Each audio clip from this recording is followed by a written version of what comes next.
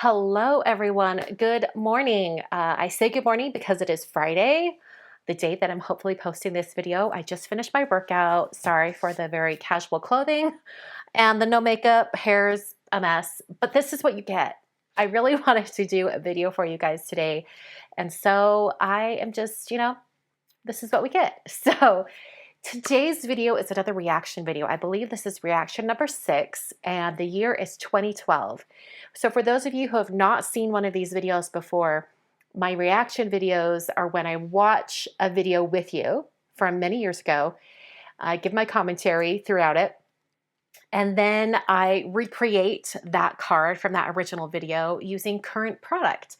So it's a way to sort of use myself as inspiration, but then also kind of revisit some of those things from years ago. So let's jump into it. I've got my earbuds in so I can hear the video, and let's watch it.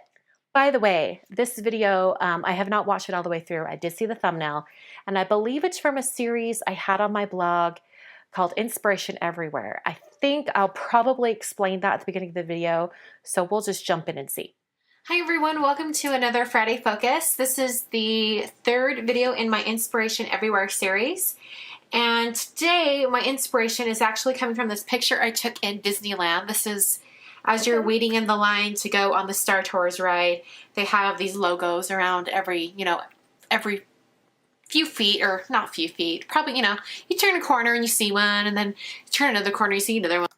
I have to pause. I am loving this nail polish color. I have no idea what it was because I don't think at the time I was telling what my nail polish color was, but I really love it.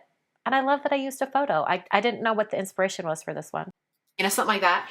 And I took a picture because my brother and my dad, more my brother, really big Star Wars fans, and so I just wanted to text the picture to them or whatever. So I took this picture, and then as I was trying to come up with something for the inspiration for today's video, I was looking through pictures from Disneyland thinking, well, there's got to be something that would inspire me. And then I came across this and I'm like, this would be really interesting. So what I'm going to do is I'm going to kind of create a background that has a lighter color in the center and it fades out to a black on the edge. So I picked out 2 different colors. This is going to be the most center color, and then this will be the one going out to the outer edges. And then I'm going to use Stampin' Up! Basic Black on the very edges. So the first thing I'm going to do a little bit of that kind of like watercolor, water misting technique that I've done in the past. I just love it right now. I can't get over it. So I'm going to do something similar. I still love that technique. It's real good. So I'm going to start out with making kind of a center area with that green color. Notice you see like the camera moving or my work surface moving. This was 2012. So it was when I lived in my old townhouse. My desk that I was working on was a drawing table, and it would wobble like back and forth when I did things. So just, take note. Then I'm going to take the blue, the darker blue, and I'm going to go around the outer edges. Wobble, and these wobble, will sort wobble. of mix as well, but I just want to get the colors kind of exactly where I want it before I mist it. I'm going to have my little mini mister bottle. It's so tiny. Remember those? They were so tiny. And now we've got the really big ones. Where did my big one go? It was sitting here. The really big sprayer. You'll see it when I get into the recreation part. And some watercolor paper, which apparently I already smudged the ink on it, but that'll be okay. All right, so I'm just going to mist this.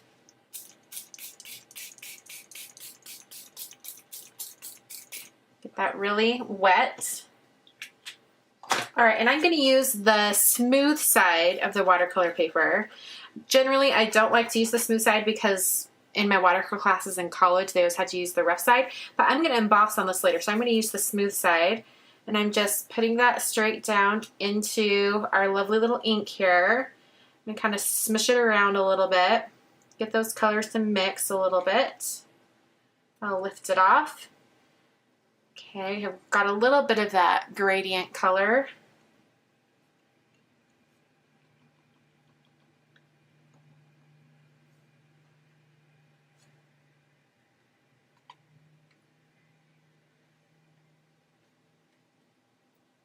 I'm really taking my time with this. All right, I'm going to help this along with my heat tool. It's going to help it dry a little bit faster.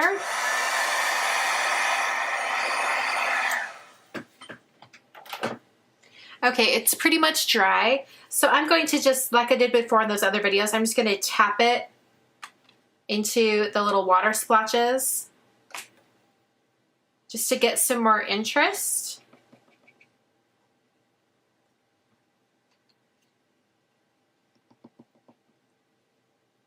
Okay, so now I'm going to dry this again. Stop there, Christina. All right, I really want to make sure that this is bone dry because I'm going to be doing embossing on it. So I'm going to dry even a little bit more. Good tip. All right, so I have this the watercolor piece right here. I'm going to be using this stamp set from Basic Ray and Hero Arts. This is the Life is Fun stamp set. I'm going to use this right here, the Good Friends Make Everything Better. I'm using my powder tool over the center. Because we practice good embossing skills. Oh, no Misty used here. I'm really pressing this down because it is watercolor paper and I want it to get that ink in all the little areas. I'm going to stay true to my inspiration and use silver embossing powder.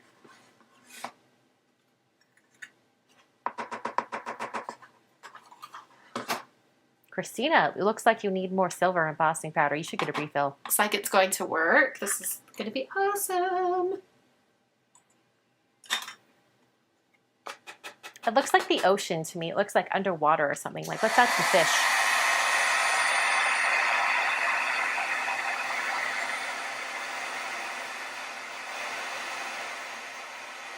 Magical. That looks so pretty. Yay! Okay, I don't know why I don't emboss with silver embossing powder more, because that looks really cool. Okay, so now we're going to take it even further with our inspiration. This is our inspiration. This is what we're kind of basing it off of. I'm going to bring in the dark blue around the edges with a blending tool. And then I'm going to bring in the black ink as well. So I'm using my craft sheet again. This is just because I really want to get that darker color coming in off the edges. Oh, wobble, wobble, wobble, wobble. Sort of looks like under the sea type stuff, like it's Little Mermaid. All right, I think that's good to know. I still have blue. the same In fact, thoughts. we're losing a lot of that green in the center. All right, now I'm going to bring in the black. And I'm not going to worry about changing sponges because it'll pick up the black pretty well. I probably didn't have any black soot at this point. I had very few distress ink colors. This was when I started. While I'm doing this, I have to ask you guys, have any of you guys been watching New York Med? I am obsessed with this show. What? I mean, I've always loved Dr. Oz and everything, but it's like Grey's Anatomy, but so much better. Because it's like true life and it's real. And anyway, thought I'd just throw that out there. If I remember correctly, New York Med was kind of like reality show. They were following doctors in a hospital. I don't know that anyone would want to see what they're dealing with right now. Yeah, probably not. All right. So I have it like this. It's looking kind of dingy, dirty around the edges. I'm not really liking it as much as I liked it before, but I'm going to go with it. I'm going to run my ink pad along the edges because I really want to get the black. All right, and I have a black card front here. Then I'm going to put this on the front. And I think I cut it to the wrong size. That's awesome. All right, well, we'll just mount it a little bit higher. Yeah, that'll work. I'm going to go with it. Okay, I'm going to put this on foam adhesive. All right, I'm mounting this up near the top. All right, I'm going to take my white gel pen and I'm going to go around the edges just because I don't want it to be so dark and dingy. I think adding that black around the edges really darkens it up a lot. Oh, I'm going around the watercolor. Since I have some extra space down here, I thought it was going to be on the black. Round the corners. Oh, good old corner chomper. Okay, hey, I found mine. That's the card for today. Super simple, but there are quite a few techniques and steps to it. You can see the cool silver embossing on that. In hindsight, I think I probably would have not added the black around the edges because on the black card it does look a little bit dark, especially going against the Good Friends Make Everything's Better sentiment. It kind of is a little off for me. So I would possibly do this card in a different color palette, maybe with like a yellow going out to an orange or yellow going out to like a magenta red. I think that would be totally cute. So if any of you guys want to like recreate this card, go ahead and do that. Leave it as a video response or post a link in the comments at my blog or something, because if you guys do a variation on this, I kind of want to see what it looks like in different colors. So anyway, hope you guys enjoyed, and I will catch you guys next time. Thanks for watching. Ooh, different music. I'm enjoying this. Okay. All right, so that is the card for today. Pretty simple card. Has a couple different techniques in there, some ink smushing and some ink blending. I think both of those are great techniques. I'm thinking when I work on my card, I might start with the ink blending first to really get the colors going from the center to the outer edge. And then I'm going to try adding some ink smushing after the fact. It might be a little dangerous. Let's try it. I'm starting out with watercolor paper since even though I plan to start with ink blending first, I will be eventually adding water. So watercolor paper is just smart for what I have planned. I'm using Fabriano Artistico Extra White, and I've cut that down to 1/2 inch smaller than an A2 card. So this is actually 5 inches tall by 3 3/4 wide. Putting out a slick surface so I can start on my ink blending. This is actually the replacement mat that goes on the Tim Holtz media mat. So I'm getting my ink blending tools ready, and I've got 5 colors of distress ink. Starting with mustard seed. And like I suggested in the old video, I'm going to start with yellow and kind of go out to magenta and out to purple. That idea really stuck in my head, and I thought that would be a really fun kind of take on that original card by changing the color palette. Now, the grading I'm using for my card is actually a die cut. It's a die called The World Needs. It's one that I created with my lettering, and it then became a die, or actually a die set over at Simon. So it just has that really long grading orientation like the original card. And I think it also fills the card a little bit more than that stamp that I used on the original card. So I moved to ripe persimmon and then picked raspberry. And this is the point when I really remembered using the original distress inks for ink blending versus the oxides. The oxide inks are very forgiving when you're blending colors because you can walk colors back. You can put a lighter color on top of a darker shade and it still works. But when you're using the original distress inks, you don't really have as much flexibility when it comes to that. So this yellow space in the center started just getting eaten up by the colors I put around it. And I was starting to get a little bit concerned. I did bring in some more of that mustard seed, and it did sort of push those colors back just a little bit, but it just didn't keep the same vibrancy. Now, you notice that on the left side, on the corners, you can see where my fingers were holding it. I realized that my fingers were picking up ink.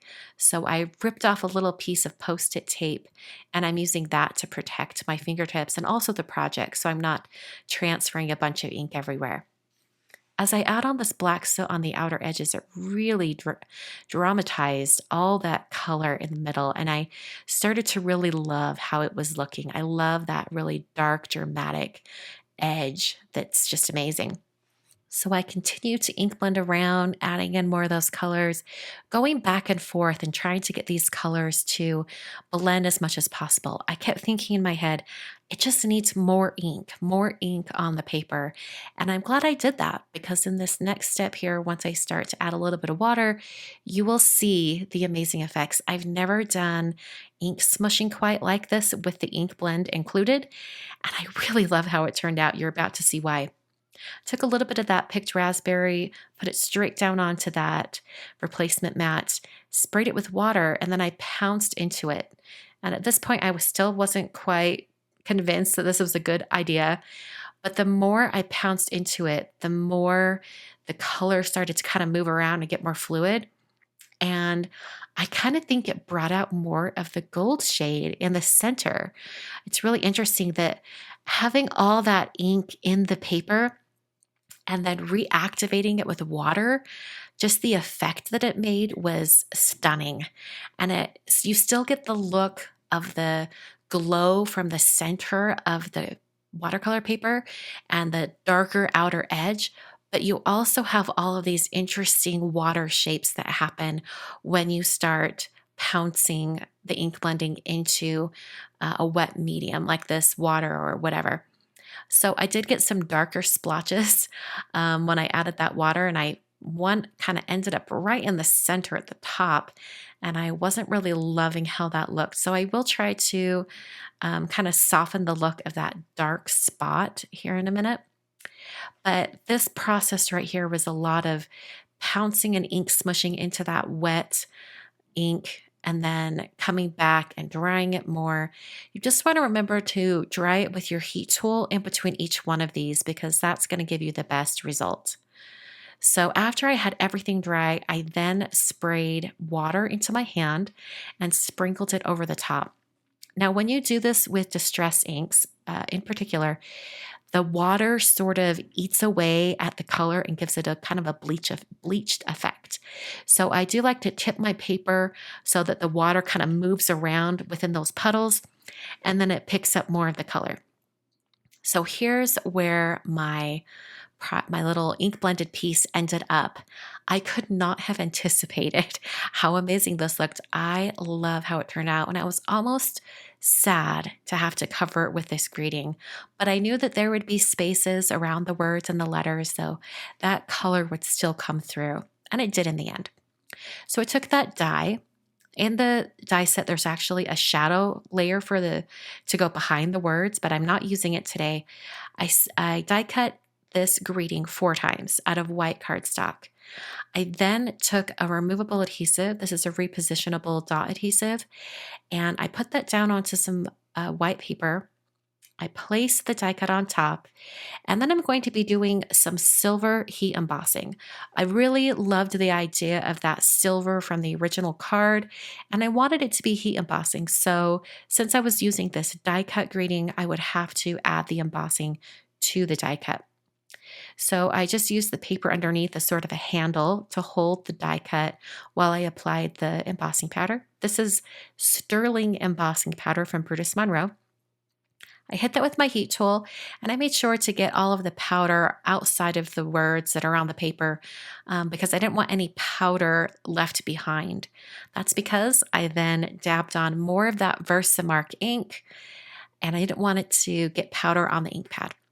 I'm going to do one more layer of embossing powder. This is going to give me a nice thick layer of silver right on top of these words. So I hit that with my heat tool again, making sure to melt all of the powder that is on that piece of paper. And then I used my craft pick to very gently pry the die cut away from that paper. I just put my tool right underneath the letters and popped it up, and it was free. It was not a problem at all. So then I adhered all of my die cut greetings together. I stacked them using some glue. This is Honeybee Precision Glue. Just little tiny dabs of glue on each little area of the die cut is just fine. I stacked 3 white pieces together and then put that silver right on top. And I made sure to kind of move everything around and get everything just right. So here's what it's sort of looking like. I, at this point, noticed that white at the bottom, that the silver die cut was not quite lined up. So I'm glad I used liquid glue because it wasn't quite dry and I was able to kind of slide it over. I then put glue on the back of my die cut greeting, and using tweezers, I placed it over the center area of my ink blended and ink smushed background. Now, this is a really big greeting. The best idea is to get a nice big acrylic block and put it on top to hold it down, or even a book or something like that.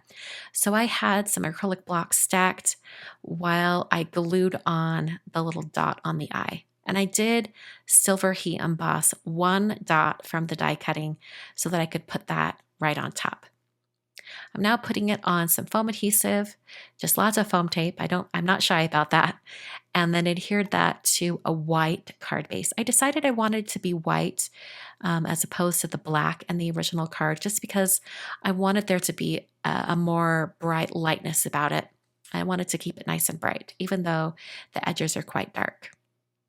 So after I adhered that, I took a white gel pen. This is a Jelly Roll pen. This is the number 10 bold. And just like that original card, I went around the outer edges and did a dash line. I did not use a corner chomper on this card, however, because I really liked the sharp square corners. So that's the card for today. I hope you guys enjoyed this sort of reiteration of the original inspiration. The whole idea of having sort of a glowing center area on the card, darker edges, and then a silver greeting in the center. This was a lot of fun to create. I hope you guys enjoyed. I'll be back next week with some additional card videos. Until then, thank you so much for watching, and I will see you guys next time.